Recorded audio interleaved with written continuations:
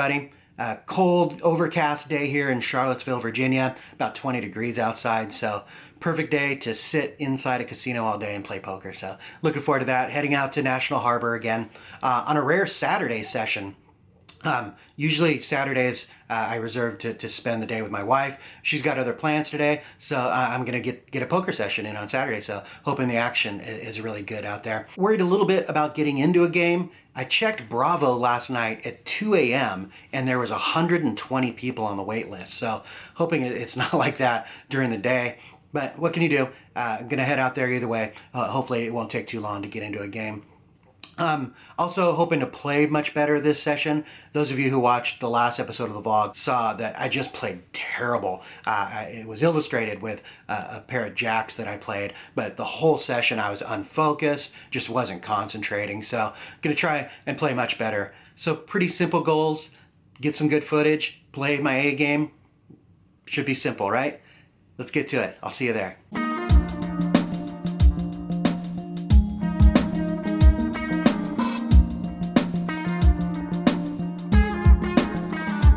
Still on the road, just made a quick stop to grab a cup of coffee. Good news and bad news. Good news is the weather cleared up and it's just beautiful out now. The rain stopped, it's about 40 degrees and sunny, so that's made for a really good drive. Bad news is I just checked Bravo and there's 32 people on the wait list for the 1-3 game.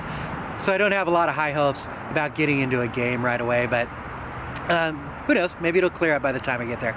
Let's go find out.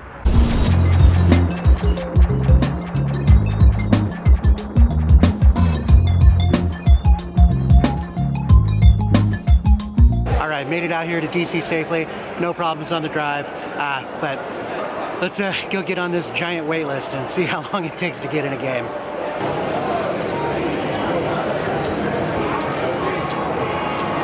Just put my name on the list. I'm 72nd, so it's a pretty deep list, but they said it shouldn't be more than an hour. They said the longest anybody's had to wait today was 54 minutes, so if that's true, I'll be pretty happy. So gonna take a half hour, kind of explore the casino here, but I'll let you know when we get in a game.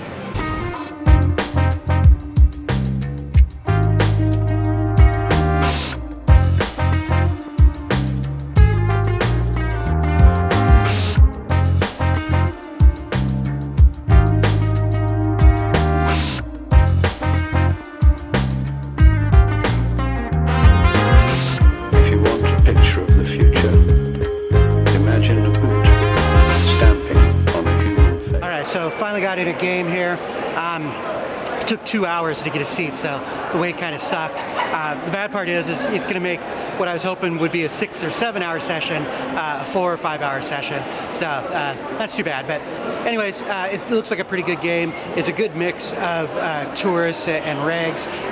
There's even one player in there who this is clearly his first time ever playing poker. So should be a good game. Let's see how we do.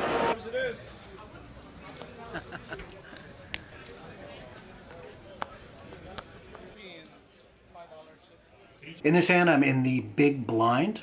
I've got about $250 in my stack, and I look down to the very exciting 10-4 offsuit. The low jack, he limps, so does the cutoff and the small blind, and I check my option. So 4 of us see a flop, 12 bucks in the pot. Pretty great flop for my hand. It comes 10-4 king rainbow. Can't ask for much more when you've got the 10-4 in your hand in the big blind. The small blind he checks, I check also, planning to check raise. This seems like a pretty good spot for a check raise. A bet seems likely for one of the limpers, since this flop texture will often give them a marginal one pair hand or a draw. So it seems likely that somebody's going to take a stab at this pot. Also, if I don't make a huge check raise, it also seems like I'll get a lot of calls from worse hands. So that's the plan. I go ahead and check. The low jack, he checks, and the cutoff bet's $10. Small blind folds. I check raised to $25. The low jack calls, and the cutoff, who was the one who bet into the pot, he folds. So heads up to the turn, $72 in the pot, and the turn comes a queen. My first thought was this was a pretty scary card, but after thinking about it for a little while, after the hand, it doesn't seem so bad. The only hands that the villain's likely to have that he would have called a check raise with, and that are improved by the queen here on the turn. Are king queen and maybe queens, pocket queens, though pocket queens seem really unlikely due to the pre-flop action. The real problem with the queen on the turn here is the equity it gives a lot of the marginal hands you might have, like king jack, queen jack, maybe even jack 10 or queen 10, though both jack 10 and queen 10 seem pretty unlikely. With all that considered, I should probably be betting for value here. The low jack's likely to stick around with draws, and there's just very few hands he's calling with that I don't have crushed here. But like I said, these insights were mostly after the fact, and in game, the queen kind of slowed me down and I decided to check. Luckily, the low jack, he checks as well. So still $72 in the pot when we see the river. River comes just a terrible fucking card. It comes a jack. Puts 4 to a straight on the board, and also it turns a lot of his marginal 1-pair hands into 2-pair hands, 2-pair hands that just have me absolutely crushed. So I immediately get a kind of a sick feeling that I should have bet on the turn. I just shouldn't have given him a free look at the river. But it is what it is. I go ahead and check, planning to fold to most bets. The villain does bet. He bets out 35 into 72. It's less than half pot. It seems like he's just begging for a call. But of course I don't call. I fold, and he shows me the queen 9 offsuit. Yeah, it's a bummer that I had such a shitty run out here in this hand. But in the end, I've got to be happy that I'm in a game with a player who's willing to call a check raise from a really tight early position raiser with only a gut shot to a hand that isn't even drawing to the nuts. I'll play against that player all day. All right, I've been playing for about 2 hours here. Doing okay. I'm up about 125, but more importantly, playing much better than I played in the last session. The table's okay. It's not the greatest table ever, but there's a little bit of action, so it's not too bad. I'm taking a break here. It's about 7 o'clock now, so I'm getting pretty hungry. Gonna go get something for the food court here. Hopefully it'll be better than that overpriced, crappy shrimp basket I had last time, so let's go take a look at what they got. Drawn from this dangerous nightmare situation. I didn't want to get anything super unhealthy to eat, but man, the food court, it's Saturday night and it's just packed. I tried to get something from the little Vietnamese place here, and it was going to take like 45 minutes to get something to go. And you know, I don't want to lose my seat. Having a seat in these games is like winning the lottery right now because it's so busy. I ended up at Shake Shack. And the only reason is because they have a mobile app, and I was able to order off of there. Otherwise, the wait there is just as long as anyplace else. I've never had this place. I hear it's pretty good, so we'll give it a try.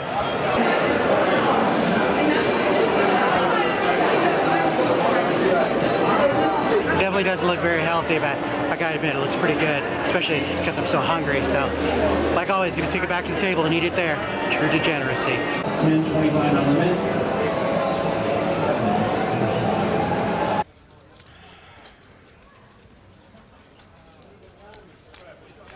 Queen, what was Queen 10 or something?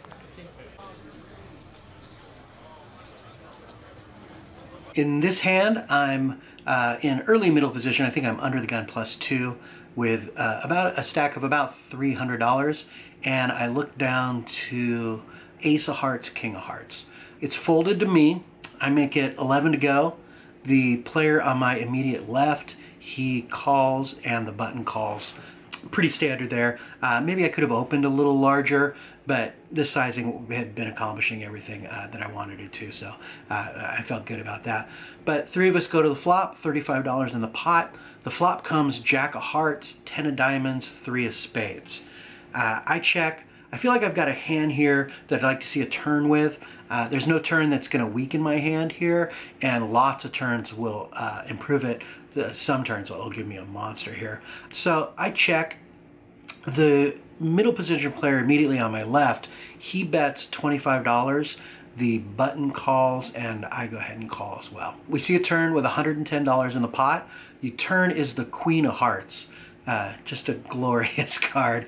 So the board's now Jack of Hearts, 10 of diamonds, 3 of spades, queen of hearts. Of course, that gives me the nut straight right now with a redraw to a royal flush. So pretty great card. I check, hoping the middle position player will continue betting. He does. He bets out $75 into 110, and the button calls. Obviously, folding is out of the question.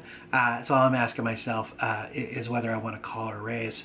My first thought was I don't want to scare off weaker made hands like Jack 10 or Queen 10, or of course 8-9 with the weaker straight. I also thought a raise won't get hands like trips or top 2 to fold, and I don't even really want those hands to fold. Yeah, they've got lots of equity, but I'm definitely in the lead right now with the money going in. But a flat call doesn't seem entirely unreasonable. I might want to try to keep both players in if I think I'm going to be able to get money out of both of them. But the thing is, the button is that same player from the last hand we talked about who called the check raise with only a gut shot with queen 9. So it crossed my mind that he might make another poor call here with some kind of draw or maybe a marginal made hand of some kind. I also figure the middle position player might have a pretty good hand that he might call with too. The allure of tripling up was pretty strong, and it eventually went out. I shoved for about $200. At this point, there was $260 in the pot, and so I didn't really see any benefit to raising less than all in. The middle position player, he immediately folds, just insta folds, and the button goes into the tank.